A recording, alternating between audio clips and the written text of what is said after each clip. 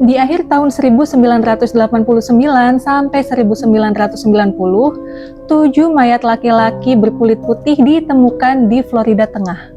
Penyerangnya ini sudah merampok semua barang berharga korban dan mencuri mobil korban sebelum akhirnya menembak korban-korbannya hingga mati.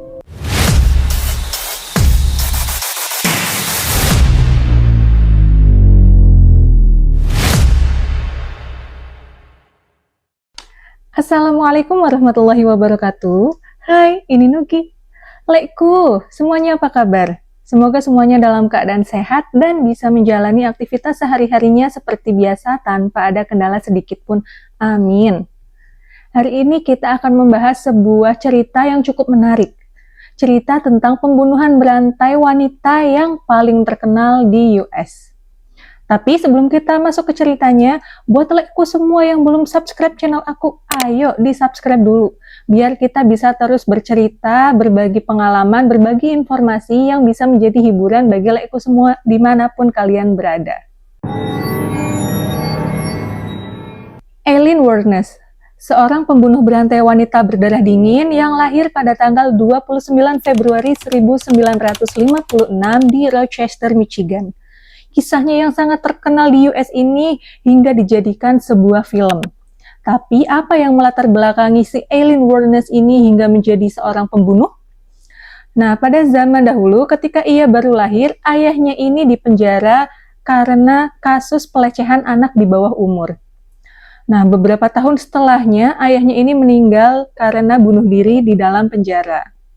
Pada saat usianya 4 tahun, ibunya meninggalkan Wuornos dan adik laki-lakinya kepada kakek dan neneknya. Teman-teman masa kecilnya mengatakan bahwa Wuornos ini sering dipukuli oleh kakeknya, dan neneknya ini seorang pecandu alkohol.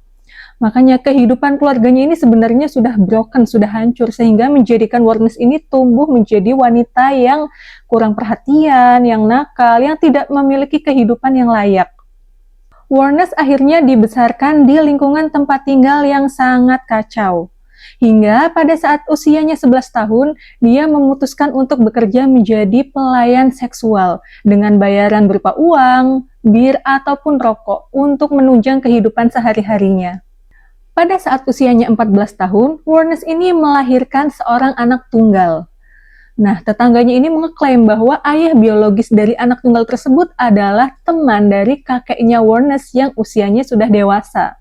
Sehingga pada saat anak itu lahir, anak itu diberikan untuk diadopsi. Setelah itu, Wuornos mulai menjalani kehidupannya dengan berkelana, entah itu tinggal di hutan, menumpang kendaraan-kendaraan dari kota satu ke kota lainnya di seluruh negeri.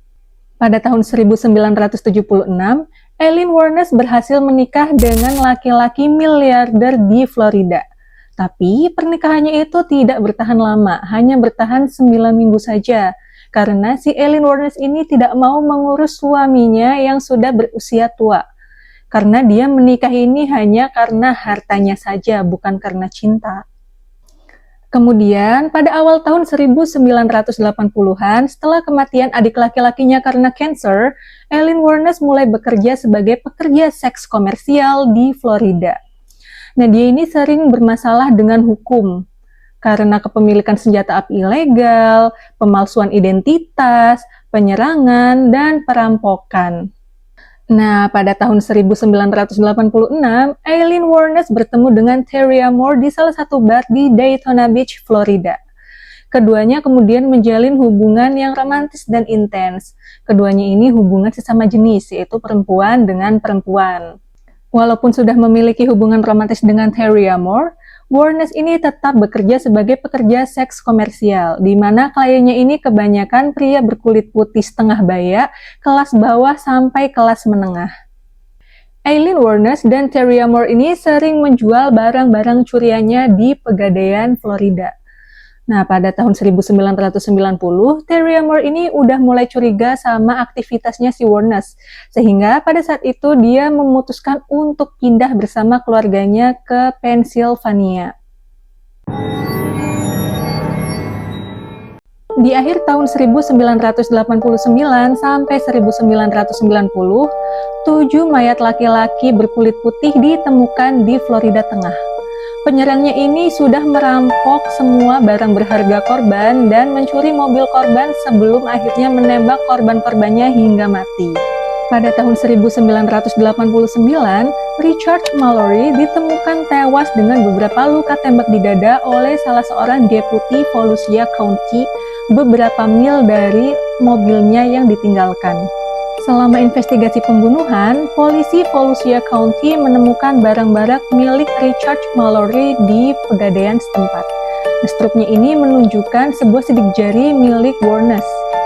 Selanjutnya, mayat tanpa busana David Spears, seorang pekerja konstruksi berusia 43 tahun yang ditemukan tewas pada tanggal 1 Juni 1990 di Citrus County dengan luka tembak sebanyak 6 kali.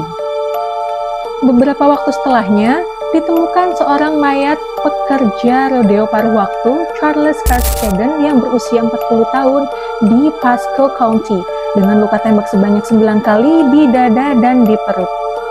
Kemudian pada 4 Agustus 1990, Troy Burress, seorang salesman berusia 50 tahun, ditemukan meninggal dengan keadaan jasadnya ini sudah mulai membusuk seminggu setelah ia dilaporkan hilang. Dia ditemukan dalam kondisi luka tembak sebanyak 2 kali di badannya. Kemudian, seorang pensiunan mayor Angkatan Udara, kepala polisi, serta investigator pelecehan anak Florida, Chief Hampers, ditemukan tewas pada tanggal 12 September 1990 dengan beberapa luka tembak di badan dan kepala. Kemudian, menghilangnya Peter Sims yang berusia 65 tahun, meninggalkan Florida Tengah dan menuju ke New Jersey pada bulan Juni 1990. Mobilnya ditemukan di Orange Springs pada tanggal 4 Juli 1990. Walaupun sampai sekarang jasadnya tidak pernah ditemukan, tapi para saksi mengatakan bahwa ada 2 orang wanita mendekati mobilnya di Orange Springs. Dan yang terakhir adalah mayat Walter Antonio yang berusia 62 tahun ditemukan tewas pada 19 November 1990 di Pixie County dengan luka tembak sebanyak 4 kali di punggung dan kepala. Setelah terungkapnya 7 korban dari kebrutalan Aileen Wuornos, akhirnya dia dijatuhi hukuman mati. Lingkungan tempat tinggal kita ini sangat berpengaruh besar terhadap perilaku dan kehidupan kita ke depannya. Makanya buat para lekku, semoga kita semua berada di tempat tinggal di lingkup yang nyaman, yang baik, yang orang-orangnya ini positif. Kalaupun saat ini di antara kalian ada yang masih tinggal di lingkungan yang kurang positif, semoga ke depannya kalian bisa menciptakan lingkungan yang positif, lingkungan yang baik untuk anak cucu keturunan kalian nantinya. Sekian cerita tentang Aileen Wuornos. Semoga lekku semua mendapatkan informasi dan manfaat dari cerita yang aku bagikan kali ini. Pokoknya ambil aja yang baik-baiknya, buang jauh-jauh buruk-buruknya. Nah, kalau ada kesalahan kata, perbuatan, ataupun tingkah laku aku yang kurang berkenan bagi lekku semua, aku memohon maaf yang sebesar-besarnya. Nah, buat lekku yang belum subscribe, sekali lagi jangan lupa subscribe dulu channel aku, dan jangan lupa juga tekan tombol like, comment, share di video aku kali ini. Sampai jumpa di video-video aku selanjutnya. Terima kasih. Wassalamualaikum warahmatullahi wabarakatuh. Dadah.